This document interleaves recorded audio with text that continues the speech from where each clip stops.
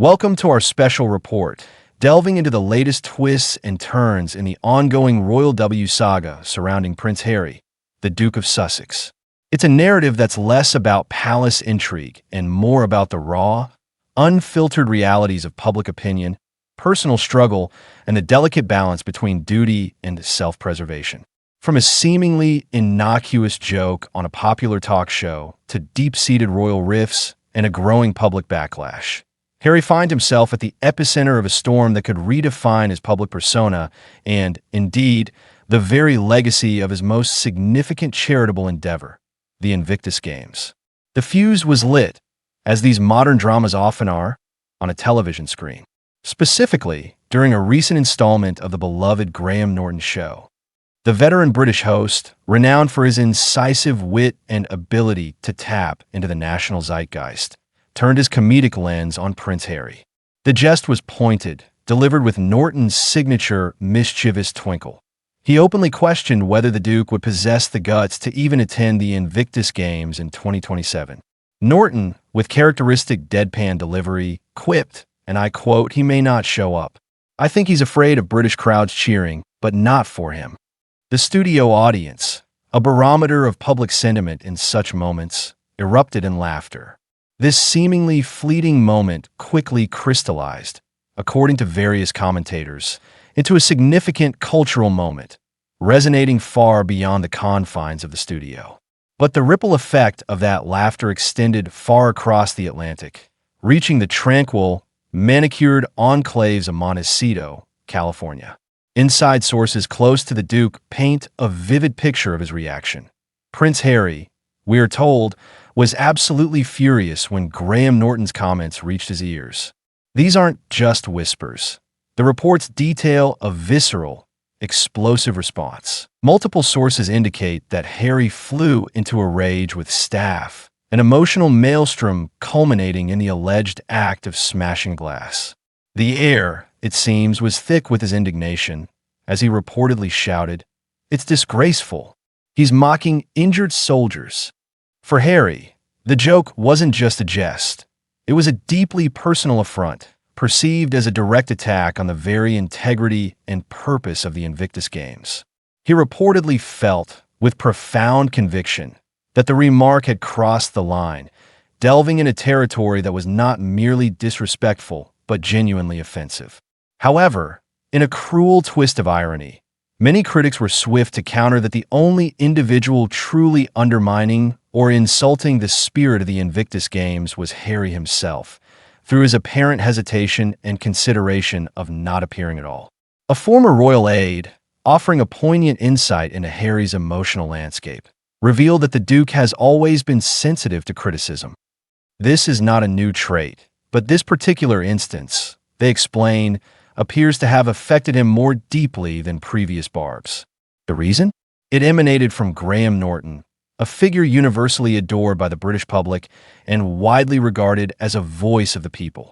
The cruel reality, as articulated by this former aide, is that the people are now laughing at Harry, not with him. This shift in public perception, from affectionate amusement to critical derision, is a bitter pill for a man who once commanded widespread popularity. And the internal pressure is mounting too. Even within Harry's own close-knit team, there are murmurs of weariness, a growing fatigue with the tantrums, and the relentless, escalating public ridicule that now seems to follow him. This brings us to the core of this unfolding drama, the Invictus Games itself. The 2027 event, earmarked for the United Kingdom, was initially framed as a significant opportunity for Prince Harry. 1. It was envisioned as a chance to reclaim some dignity, a platform to stand before veterans whom he deeply respects, and a strategic moment to revive his shattered public image.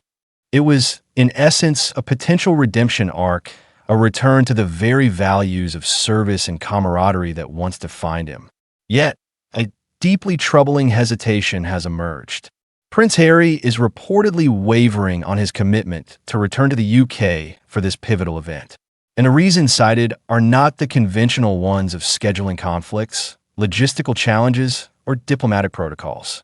Instead, The root cause, according to our sources, is far more personal and profoundly disquieting.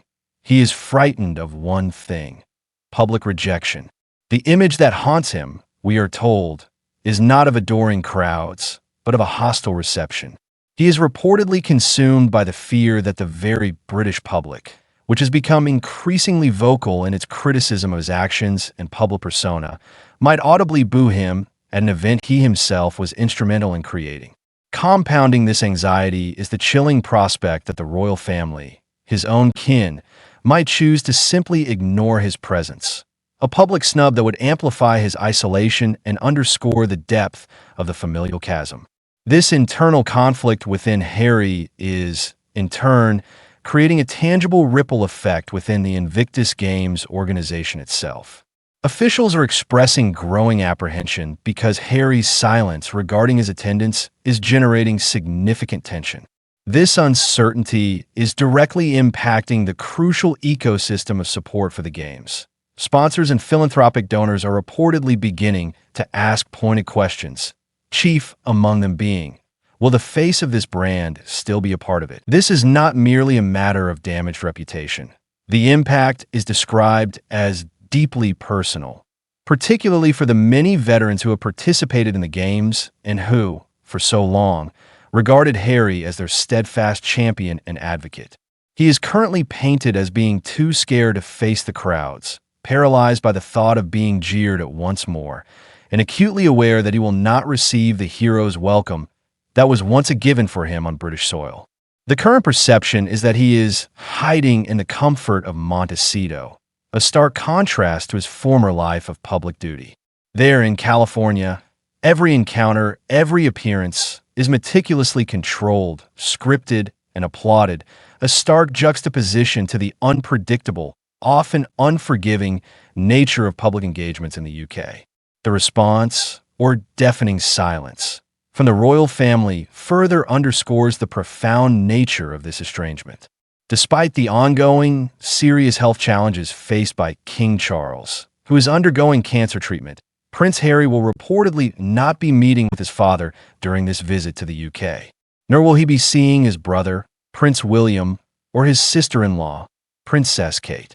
This refusal to engage, particularly given the king's health, has reportedly left King Charles furious, viewing it as a profound betrayal. Buckingham Palace, typically a bastion of carefully crafted statements, has maintained a stony silence on the matter, a deliberate non-response that only serves to deepen suspicions of a real rift that now seems irreparable. Adding to the gravity of the situation, no senior member of the royal family is slated to attend the Invictus Games, an event so closely associated with Harry. High-ranking royal sources have conveyed, unequivocally, that King Charles is deeply hurt and angry by what he perceives as Harry's lack of commitment to the 2027 Games. The king has reportedly confided in his closest advisors that Harry's behavior is nothing short of disgraceful, and he has characterized Harry's prolonged silence regarding his attendance as a betrayal of duty. For King Charles, the Invictus Games represents one of the last noble contributions Harry made before burning royal bridges, a final, cherished link to the son he once knew within the royal fold. A highly placed palace insider offered a stark, unequivocal statement. The king has made it clear that Harry's attendance is not optional. It is a responsibility, and the warning attached to this imperative is equally stark. Should Harry fail to appear, the palace will not cover for him this time. This signals a decisive shift, indicating that the royal establishment is no longer willing to mitigate or excuse Harry's choices, particularly when they impact an initiative of such significance. And what of Meghan Markle, the Duchess of Sussex, in all of this? Her role, though seemingly in the background, is keenly observed. She has maintained a notable absence from the public conversation surrounding this issue, a strategic and deliberate silence that speaks volumes. According to internal sources, Meghan has been actively advising Harry against attending the London Games from the very beginning. Her apprehension, we are told, stems from a deep-seated fear that Harry's return to the UK would inevitably reopen old wounds, attracting a fresh wave of hostile press attention and, crucially, risking the painstakingly carefully constructed Sussex image in America. Meghan, it is reported, simply doesn't see the value in him going, and she has made her position unequivocally clear behind closed doors.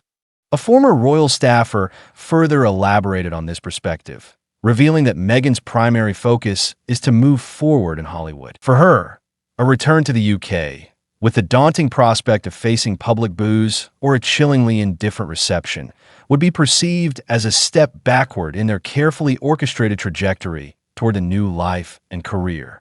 The allure of their curated California narrative, it seems, takes precedence over any lingering ties to their past royal life. This complex interplay of personal anxieties and family dynamics is unfolding against a backdrop of dramatically shifting public opinion and a severely tarnished public image for Prince Harry. He is, by many accounts, no longer viewed as welcome in the very country where he once held such a revered position. Two recent polling data paints a grim picture, revealing a significant plunge in Harry's popularity in the UK, reaching its nadir since his departure from official royal duties in 2020. A striking 72% of respondents now believe that Harry should not return to the Invictus Games unless he publicly apologizes for his previous criticisms and attacks on the monarchy. Furthermore, an overwhelming majority, over 80%, state that they no longer associate him with service or duty, a devastating blow to a man who once epitomized those very concepts. Social media platforms, a powerful arbiter of modern public sentiment, are awash with comments, many of them mocking Harry's perceived indecisiveness and his glaring absence from British public life.